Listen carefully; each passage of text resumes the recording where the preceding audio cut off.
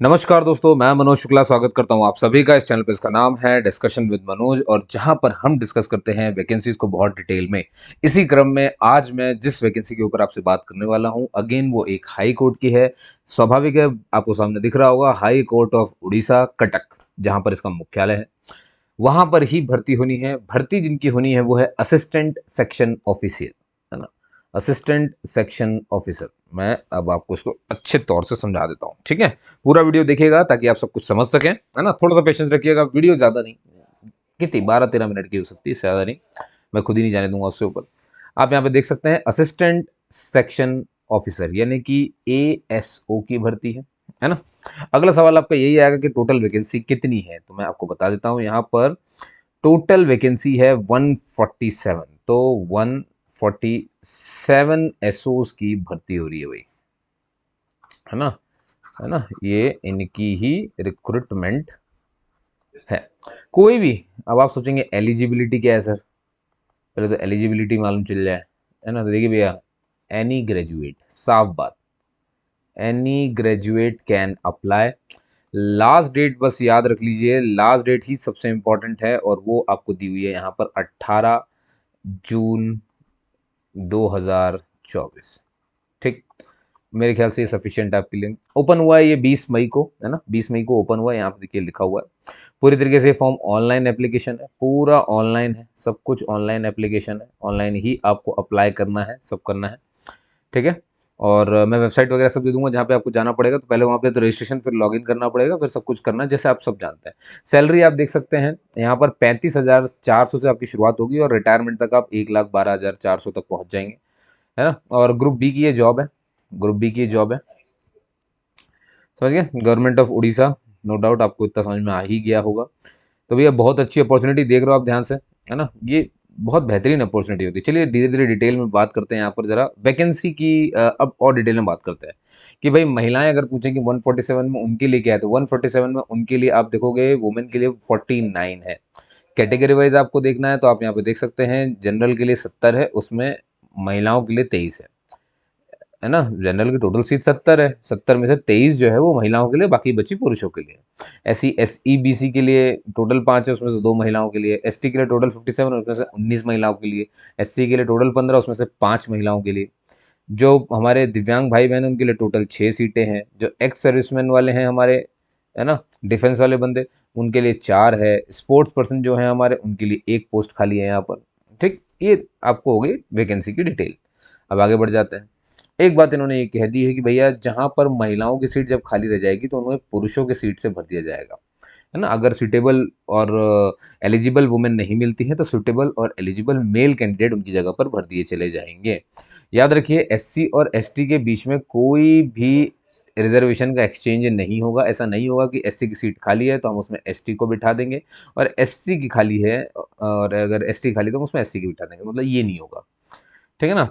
और बस काफ़ी। आ जाइए एज की बात कर लेते हैं। एज देखिए, मिनिमम एज जो आपको यहाँ पे दिख रही है वो है 21 साल, है ना।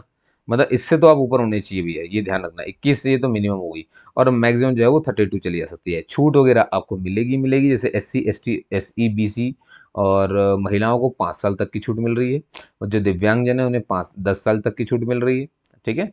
ये ध्यान रखना है। उस परमानेंट डिसेबिलिटी, मतलब जिनकी डिसेबिलिटी 40% हो जाए, मतलब उससे कम नहीं होनी चाहिए, है ना। 50% से ज़्यादा नहीं होनी चाहिए, 40% से कम नहीं होनी चाहिए, ये इसमें साफ साफ कहा है ना। और इनको जो है फिर क्या कहते हैं, तो देखो 10 साल की छूट तो मिल रही है किसको, जो ऐसे दिव्यांगजन जो जनरल कैटेगरी से आते हैं। लेकिन जो SC ST से आते हैं तो उनको मिलेगी 15 साल तक की छूट, ठीक है ना। ये ध्यान रखना, उनको 15 साल तक की छूट मिल सकती है।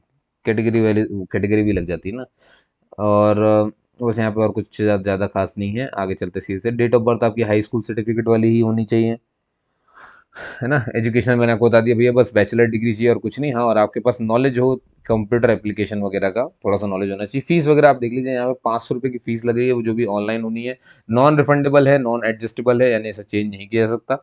हाँ, जो SC वाले हैं, जो ST वाले हैं, जो हमारे पर्सन विद बेंचमार्क डिसेबिलिटी हैं, इनको एग्जेम्प्ट कर दिया गया है पेमेंट से, मतलब इनको बाहर रखा गया है, इन्हें कोई फीस पे नहीं करनी है, ठीक, ये आपको समझ में आ गया। और सिलेबस अब आप देख सकते हैं यहाँ पर, सिलेबस मैं बता दूं, पहले आपका प्री का पेपर होगा, फिर आपका मेन का पेपर होगा, और फिर आपका कंप्यूटर एप्लीकेशन का एक टेस्ट होगा, और आखिरी में आपका वाइवा होगा। 4 चरण है इसके टोटल, है ना। पहले प्री, फिर मेन, फिर कंप्यूटर एप्लीकेशन का टेस्ट, और फिर वाइवा जो है वो होगा आपका। ठीक है, वाइवा 40 नंबर का होगा।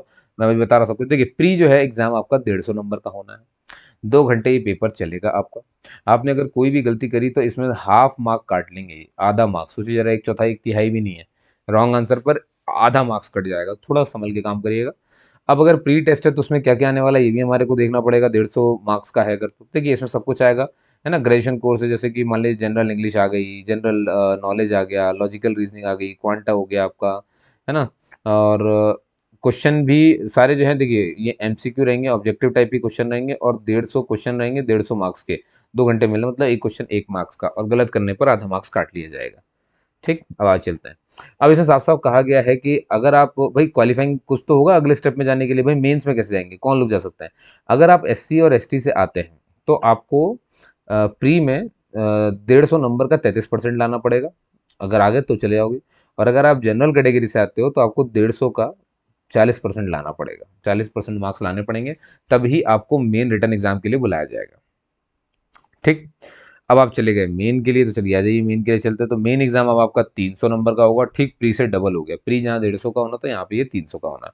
वो 2 घंटे में खत्म हो गया था, ये 5 घंटे का भी है। यहाँ पर सबसे पहले पेपर होगा आपका इंग्लिश का। इंग्लिश आपकी 100 नंबर की रहेगी। ठीक है, 2 घंटे आपको मिलेंगे।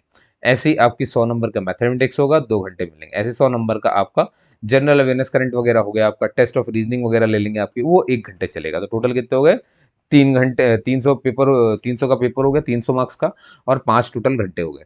इसमें से ये बात ध्यान रखनी कि इंग्लिश का जो पेपर हो रहा है ये आपका, है ना, ये क्वालिफाइंग है ना, ये क्वालिफाइंग है, ये मेन जरूरी याद रखिएगा। तो इसके मार्क्स जो है मेरिट लिस्ट में जुड़ेंगे नहीं, ये ध्यान रखना। क्वालिफाइंग मतलब कुछ फिक्स नंबर आपको लाना है, बस इसको पास माना जाएगा। इसमें क्या क्या आएगा, इसमें जैसे आप देख रहे हो, निबंध है, ऐसे है, प्रेसी राइटिंग है, ट्रांसलेशन है, रीट्रांसलेशन होगा, ग्रामर होगा, ये सब चीज़ें रहेंगी। तो ये सामने लिखा है, इसी टॉपिक को आपको पढ़ना है। मैथमेटिक्स का सिलेबस देख सकते हो आप, arithmetic, algebra, mensuration, statistics, probability, ये सब आने वाला है। ठीक, general awareness and test of reasoning में आप देखो करंट अफेयर वगैरह सब रहते हैं, यहाँ से आप पढ़ सकते हो। वही ऑनर बुक, अवार्ड, दुनियादारी, है ना, डिमाइसेस, ये सब पढ़ना पड़ता है। अब यहाँ पे मैंने आपको बता दिया, यही सब यहाँ पर लिखा हुआ है कि भैया जो इंग्लिश का पेपर है वो पूरी तरीके से क्वालिफाइंग इन नेचर है। अगर आप एससी एसटी से आते हैं तो भाई क्या क्वालिफाइंग किस में माना जाए, कुछ तो नंबर होगा। तो इन्होंने बोला एससी एसटी से अगर आप आते हो तो 33% मार्क्स आपको लाना पड़ेगा, उससे कम नहीं। उससे कम आ गया तो आप इंग्लिश पेपर में क्वालिफाई नहीं है, फिर आप बस यहाँ से वापस कर दिए जाओगे।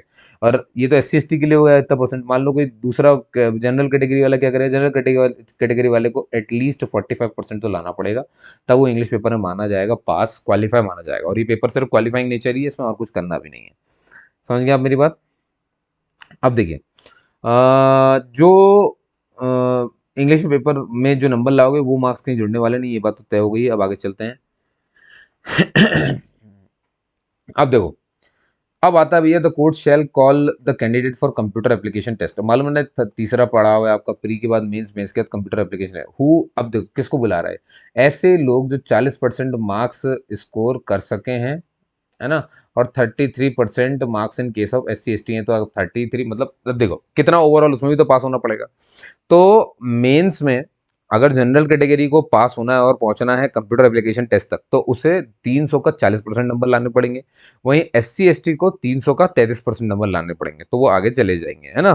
तो फिर कहाँ जाएंगे, अब जाएंगे भैया कंप्यूटर एप्लीकेशन टेस्ट पर। ये आपका 100 नंबर का हो रहा है, आपको दिख रहा होगा यहाँ पर। ठीक है ना, यहाँ पर मैं नीचे कर दूं पहले, एक सेकंड। देखिए, तो भैया मेन एग्जाम 300 का था, प्री एग्जाम 150 का था, और अब कंप्यूटर एप्लीकेशन है, ये एक ही घंटे का पेपर है और 100 मार्क्स का है। इसमें थ्योरी 50 नंबर की आएगी, जिसके लिए आधा घंटा मिलेगा, और स्किल टेस्ट भी 50 नंबर का ही आएगा और आधा घंटा ही मिलने वाला है। अब उसमें क्या क्या रहेगा, यहाँ पे देख सकते हो, कंप्यूटर के फंडामेंटल हैं, विंडोज है, एमएस विंडो हो गई, एमएस ऑफिस हो गई, है ना, Excel, PowerPoint, Linux fundamental and OpenOffice application. ज़्यादातर लिनक्स में सरकारी काम होता है, इसीलिए इसका नाम तो रहेगा ही रहेगा। Usage of internet operation, communication technology, networking concept, है ना, लैन, इथरनेट, ब्रॉडबैंड, वायरलेस, सब बहुत सारी चीज़ें हैं यहाँ पर यार। अब देखो ऐसे बंदे जो 50% मार्क्स जो है कंप्यूटर एप्लीकेशन में सिक्योर कर लेंगे, बस उन्हीं को बुलाया जाएगा वाइवा के लिए। अब इसमें ऐसा नहीं कि SC ST के लिए अलग से परसेंटेज, नहीं, यहाँ पर फिक्स कर दिया 50% सबको लाने पड़ेंगे तो ही वो वाइवा में जाएंगे, वरना नहीं जाएंगे। तो सर वाइवा में पहुंच गए, मान लो आगे 50%, तो वाइवा कितने नंबर का, 40 नंबर का आपका वाइवा होगा। ठीक है ना, secure a minimum of 40% in the viva voce. देखो unless such candidate secure a minimum, अब देखो वाइवा में ही पास होना है, ये इसका भी 40% लाना पड़ेगा भाई, ये फिक्स है सबको, है ना। जैसे कि एप्लीकेशन में पार होने के लिए 40 कितने कितने परसेंट मांगे थे उसने, 50% मांगे थे, ऐसे ही वाइवा में भी क्वालिफाइंग रखा गया है, मतलब क्वालिफाइंग नेचर का नहीं, मतलब कितना माना जाएगा पास हो आप, 40% अगर आप नंबर ले आओ। ठीक है ना, तो ये ध्यान रखना। अब 40 का 16%, क्या 40 का 40% 16 हो जाएगा, समझ गया। एक ही एप्लीकेशन भरी, अगर आपने दो भर दी तो ताज़ा वाली जो एप्लीकेशन रहेगी वो मांग ली जाएगी। सेंटर जो है एग्जामिनेशन के टोटल 30 रखे गए हैं, है ना। कैंडिडेट जो है वो 3 डिस्ट्रिक्ट अपने चॉइस की चुन सकता है, तो बहुत आराम से और धैर्य से चुनिएगा, इसमें हड़बड़ी मत करिएगा। ठीक है ना। और एलिजिबिलिटी वगैरह ये सब तो खैर किसी काम की नहीं है आपकी, है ना। इसमें ये जरूर कहा है कि भाई अगर आप शादीशुदा है तो आपकी एक ही शादी हुई होनी चाहिए, तभी आप इसे भर पाएंगे, है ना। और ऐसे बहुत सारी बातें, खैर ये अब इतना नहीं होता कोई, ऐसा नहीं कि आपराधिक प्रवृत्ति का यानी जब ये लोग ऐसा लिखते हैं ना, मुझे लगता है कोई आपराधिक प्रवृत्ति का व्यक्ति जो है अगर वो भरने की कोशिश भी कर रहा है, तो पहले तो कानून पढ़ ले कि भाई ऐसा नहीं कि दो शादी किया है तू फॉर्म भरने आ जाए, है ना। तो ठीक बात लिखी हुई है, तो आप इसे थोड़ा सा, है ना, आपके लिए खास नहीं है, अगर आप लोग सीधे साधे लोग हैं तो चलिए, है ना, लफड़ा नहीं करना। और मैं देख रहा हूँ कुछ खास मिलता है तो, और हैविंग डिफरेंस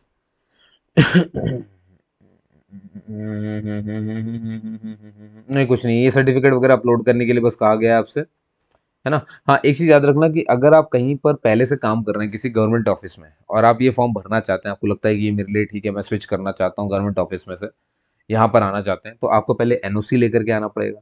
जो एक्स सर्विसमैन है उन्हें अपना डिस्चार्ज सर्टिफिकेट दिखाना पड़ेगा। जो डिसेबल्ड लोग हैं उन्हें मेडिकल सर्टिफिकेट या डिसेबिलिटी सर्टिफिकेट आता है वो दिखाना पड़ेगा। स्पोर्ट्स पर्सन को स्पोर्ट्स सर्टिफिकेट दिखाना पड़ेगा। तो आपको सब काम करके रखना है, ओके। और जो SCBC सर्टिफिकेट वाले हैं, जो कि क्या विच इज़ मोर देन, जो 3 साल से पुराना है by the closing date of submission of online application, वो रिजेक्ट हो जाएगा भाई, तो ध्यान रखना भाई SCBC सर्टिफिकेट वाले। और अच्छा OBC सर्टिफिकेट एक्सेप्ट नहीं होगा SCBC सर्टिफिकेट की जगह, तो भैया अलग से बनवा लो उसको पहले ही। ठीक है, तो आगे चलते हैं। अब यहाँ पर और कुछ खास नहीं है, कम्युनिटी मेडिकल बोर्ड ये भी नहीं जरूरी है आपको जानने की, और ये है इंपॉर्टेंट, देखिए ऑनलाइन मोड कहाँ से अप्लाई करना है। वैसे तो मैं लिंक वगैरह सब दे रहा हूँ, लिंक पे आप डिस्क्रिप्शन में जाना, लिंक मिल जाएगी, सब हो जाएगा। ये आपको वेबसाइट दिख रही होगी, है ना, odishahighcourt.nic.in, इस पे जाना है। जैसे ही क्लिक करोगे एक रिक्रूटमेंट करके कॉर्नर आएगा, उसमें एग्जामिनेशन पोर्टल में चले जाना। वहां पर जाते ही तुमको मिल जाएगा recruitment to the post of assistant section officer 2024। ठीक, खत्म कहानी। बाकी पूरा फॉर्म भर देना है आपको, है ना, वहाँ पे तो खुद ही पता चल जाएगा। और अपनी पासपोर्ट साइज जो वहाँ पे डाल रहा हूँ उसकी 5 कॉपी अपने पास रखनी, भविष्य के लिए अगर सिलेक्ट हो गए तो काम आता है। ठीक है, और कोई TADA नहीं मिलेगा वहाँ तक जाने का, ये ध्यान रखना है। और यहाँ पे फॉर्म खत्म हो जाता है। दोस्तों देखिए फॉर्म तो खत्म हो गया मुझे, लेकिन उम्मीद ये बात की है कि शायद आपको ये पूरा फॉर्म समझ में आ गया हो। मैंने जल्दी से जल्दी और पूरी डिटेल में पूरी PDF, ऐसा नहीं कि कोई जानकारी मैंने छुपा ली है, सब कुछ आपको मैंने बता दिया। तो अगर आप जानकार हो गए हैं, है ना, तो वीडियो को लाइक कर लें, सब्सक्राइब कर लें, जुड़ जाएं मुझसे, क्योंकि मैं इसी तरह के वीडियोस बनाता रहता हूँ जो सबके काम आती रहती है, आपके भी काम आ जाए, यही मैं चाहता हूँ। कोई भी ग्रेजुएट भर सकता है, जैसे कि मैंने बताया, तो भैया अपॉर्चुनिटी है, खोइएगा मत, है ना। भीषण गर्मी है, दिमाग को ठंडा रखिए और काम करते रहिए। ठीक है, आपने मुझे सुना उसके लिए बहुत बहुत धन्यवाद। आपके काम का ना हो तो वीडियो को आगे जरूर शेयर कर दें, और अपने इस भ्राता से, अपने भाई से जुड़ करके जरूर जाएं, ताकि आपको ऐसे वीडियोस मिलते रहें। धन्यवाद दोस्तों, जय हिंद जय भारत, मिलते हैं अगले वीडियो में।